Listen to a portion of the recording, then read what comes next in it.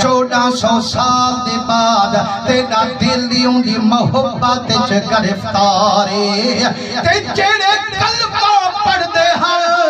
मैंने मुहम्मद दा चेहरा देखदे हन नमाज पढ़दे हन नमाज वाले को देखदे हन दरूद पढ़दे हन दरूद वाले को देखदे हन पर मैंने जेड़े वेले मेरे पाक मुहम्मद दी दाची कहंदे घर कनु अगी ते वेंदी है कहंदी सेज खाली छुड़े दी है आशिक दी दिल को का खड़ी करेंदी है गढ़ी वाला शहनशाह खाजा मोहम्मद यार फरीदी आप फरमेंदन बारका मैं तुहा को दसा जड़ा हजूर दी दाची कहीं दे घर कनु अगी ते वेंदी है आशिक दी दिल का पुकरेंदी है पर मैंने आशिक खड़े आते हन कासिद मिठा मिसरिया दे सा पुन्नल मनाई वे बनते भज पैर उठी सरकार को राहू वाला इवे बनते उठड़ा अबू बकर सिद्दीक हजूर दे रल्ले बैठे मार का जहां झूठ वेंदा उन्हें दा दिल बखवेंदा आदा मार का ना थी वो मुझे ना थी वो माने हुन ता आ गयो टिक सोई थई राह सोई थई एक एक बारा दे सो हर एक दा जुदा सा जरूर वसे आशिका दे हन सैया तो सच्चाई पर ही बसते तसल्ले दी वई वेंदी नाल चढ़ते जो भाकुल पई वेंदी असा कनु पुछ निभदी नहीं की मैं करा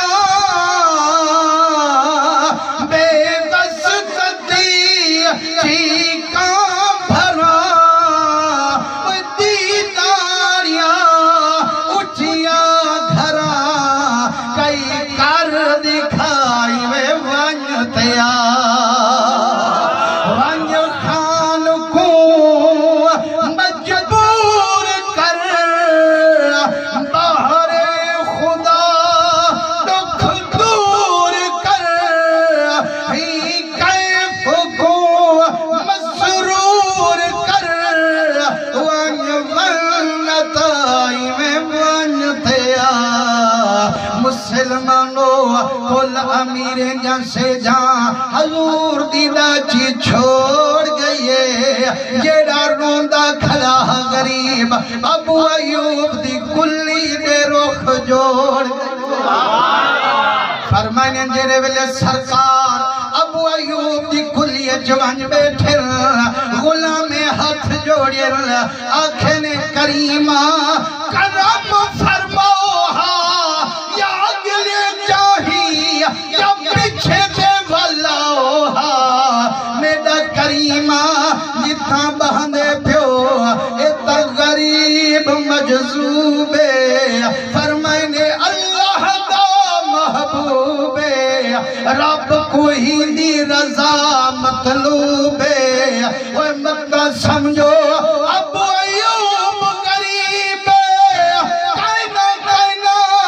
मिठा मोहम्मद लंघ है ए बड़ा खुश नसीबे आखे ने करीमा इतना पहाड़ दी चाह कनी पर मैंने सिवा ही दे आज बे तेरा बदी निगाह कनी हुक्म बे दे किते मेरे खुदा दा कनी वन्यो बोलो झूपड़ी वाले को मुसलमानो तू हवी हजूर दे आशिक वे जडऊ आशिक दा तू वाक्या सुन सो ईमान जरूर ताजा थी से ये ईमान ताजा थी वे गुंगे बोड़ियांगे एक बेदी ना तके जो दिल ठरवे वाल कंजूसी ना करे जो जे जितनी जोरे जोर दा सुभान अल्लाह करे जो मेरे मदनी करीम फरमाए वजो गोलो मैं पासवी गरीब कने रहसावी गरीब कने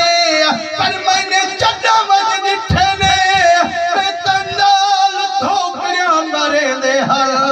अबू अयूब सही जिथा डाची कदम टिके दी है अबू अयूब दी बूथी बोसे वधी दे दी है आदे अमीर मदनी कोटी के सिर गरीब डाची दे कदम चुम चुम राज करे सिर आखने उठी वे अबू अयूबा महबूब करम फरमाई बैठी मिठा मोहम्मद घर विच तेरे लई बैठी वो मेरे घर हजूर आए बैठे हाँ वे तेरे घर हजूर आए बैठे पर मैंने खुशी चढ़िए जवान को धोकड़िया मरे दावे दे नीर वहे दावे दे वेंदा दे खुश थी फरीदा शाद वल्ला वे दुखड़िए गुना कर याद वल्ला अजो झोंको आबाद वल्ला इहा नैनी वहदी एक मणि मुसलमानो जड़ा दर खुले दे मदनी को तज दे बैठा तके दे मदनी दे कदम वन चूमे दे आदा पे करीमा असा सुन गया यूं कदीम हदीसा गरीबा दे वेड़े वसे दे मोहम्मद गल अपनिया पराया कुले दे मोहम्मद निखड़ गए कुपल विच मिले दे मोहम्मद उखड़ गए दीवाल पार ले दे मोहम्मद जदा हाथों ते हाथ रखेंगे मोहम्मद खुदा लाल बंदे मिले दे मोहम्मद जे पिनई तपिल घिल सोने मोहम्मद दर्दू वडेंदा खुदा है वडे दे मोहम्मद तकबीर नारे रिसालत नारे खिलाफत नारे हैदरी अज़मत मुस्तफ़ा जश्न ईद मिलादुन नबी सरकार की आमद सोने की आमद फरमाने जे इहो ॾींहुं मेहमान होवे चंदी सेक विच झुंगल जहान होवे चंदे किते सिकदा अर्श रहमान होवे हर कोई आखे शाला मेरा मेहमान होवे आशको उठा पूछना पोसे या कहना पूछना पोसे